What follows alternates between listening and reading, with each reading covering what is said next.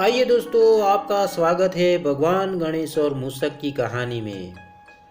बहुत समय पहले की बात है। कैलाश पर्वत पर भगवान शिव और माता पार्वती निवास करते थे। उनके पुत्र भगवान गणेश अपने बुद्धि, ज्ञान और शक्ति के लिए प्रसिद्ध थे।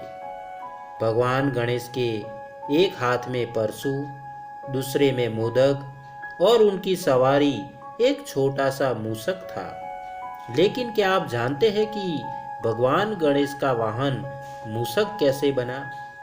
इस कथा के पीछे एक अद्भुत और प्रेरणादायक कहानी छिपी है, जो हमें सिखाती है कि कैसे धैर्य, विवेक और करुणा से हर समस्या का समाधान हो सकता है।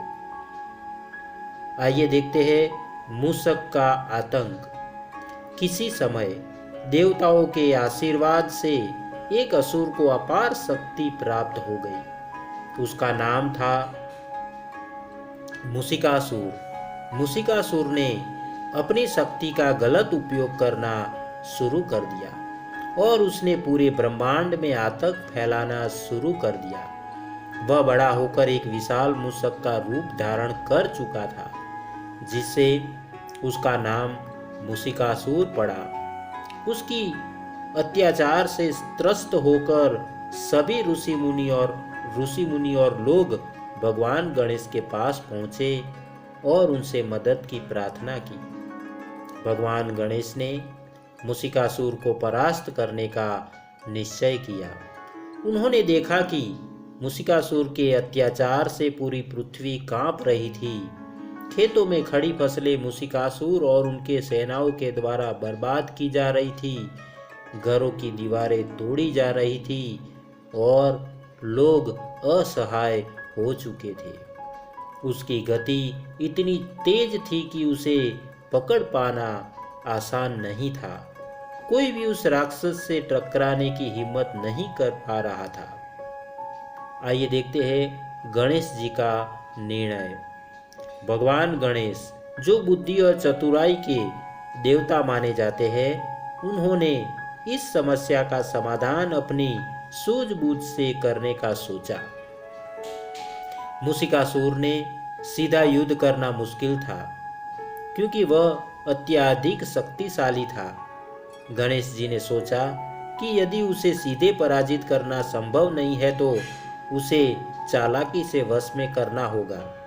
उन्होंने मूषिकासुर को चुनौती दी कि वह गणेश जी के सामने अपने आप को प्रस्तुत करे। मूषिकासुर ने अपनी शक्ति और गति पर घमंड था। उसने गणेश जी की चुनौती स्वीकार कर ली। मूषिकासुर ने कहा, मैं इतना तेज हूं कि कोई मुझे पकड़ नहीं सकता। तुम्हारे जैसे मोटे शरीर वाले देवता मुझे कैसे पकड़ पाएंगे? गणेश जी मुस्कुराए और बोले, मैं तुम्हें पकड़ने की कोशिश नहीं करूंगा, लेकिन यदि तुम वास्तव में इतने शक्तिशाली हो तो आओ मेरी इस पास मतलब फंदे में प्रवेश करो। यदि तुम इसमें प्रवेश कर गए तो मैं तुम्हारी शक्ति को स्वीकार कर लूंगा।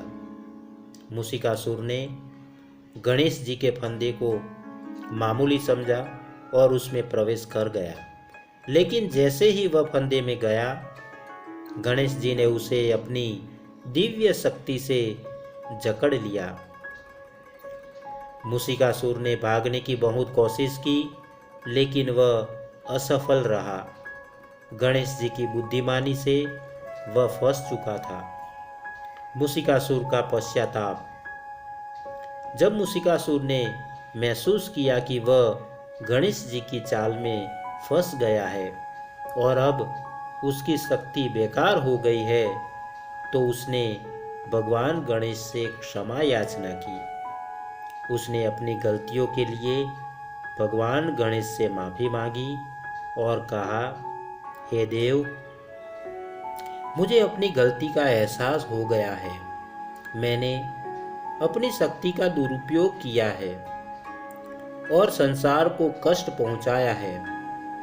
अब मैं अपनी सारी शक्तियों का त्याग करता हूँ और आपके शरण में आता हूँ, मुझे क्षमा करे।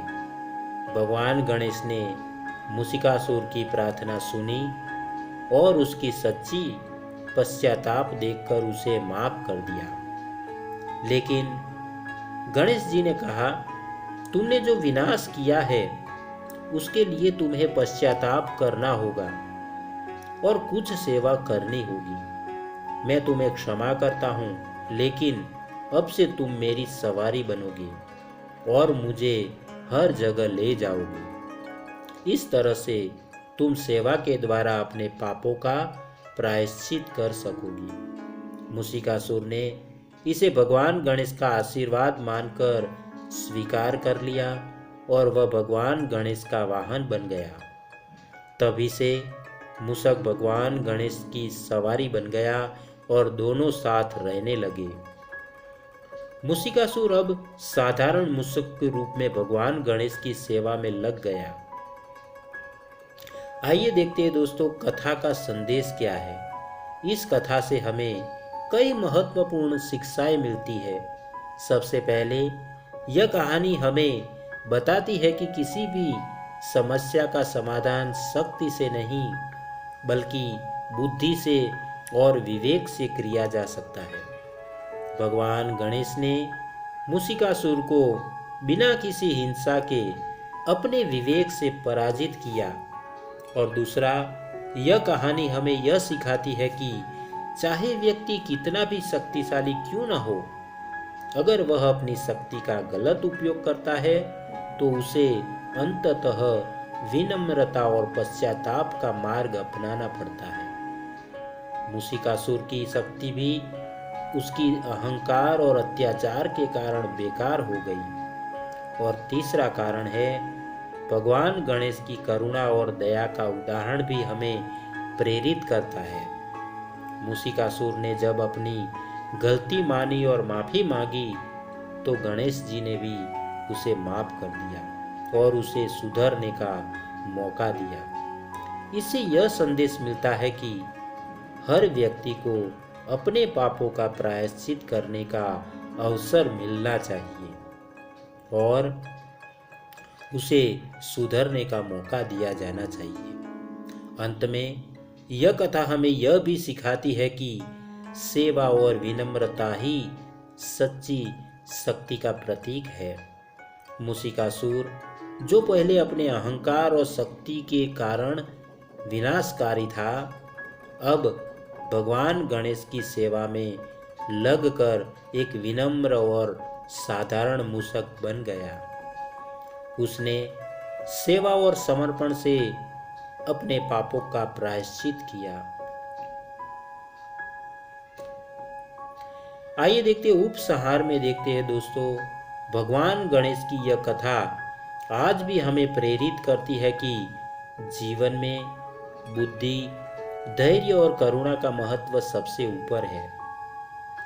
कोई भी समस्या या संकट इतना बड़ा नहीं होता कि उसे विवेक और समझदारी से हल न किया जाए। जब हम दूसरों के प्रति दया और करुणा दिखाते हैं तो हम न केवल उन्हें मदद करते हैं बल्कि स्वयं को भी सुधारते हैं। भगवान गणेश की मूषक सवारी इसी संदेश को प्रस्तुत करती है कि चाहे परिस्थितियां कैसी भी हो, अगर हम बुद्धि, धैर्य और करुणा का मार्ग अपनाते हैं तो हम हर बाधा को पार कर सकते हैं और एक बेहतर जीवन जी सकते हैं। तो आइए दोस्तों, आशा करता हूँ कि आपको यह कहानी अच्छी लगी होगी। और हाँ, अगर आपको यह कहानी वाकई अच्छी लगी है तो एक लाइक और एक शेयर ज़रूर करना दोस्तों। और हाँ दोस्तों, चैनल को सब्सक्राइब करना मत भूलना। आपके प्यार को इसी तरह देते रहना, क्योंकि हम आपके लिए इसी तरह की अच्छी और मनपसंद कहानियाँ लाते रहे। तो दोस्तों, आज के लिए इतना ही। फिर मिलेंगे एक और नई कहानी के साथ। तब तक के लिए आप सबको हमारा धन्यवाद। जय हिंद।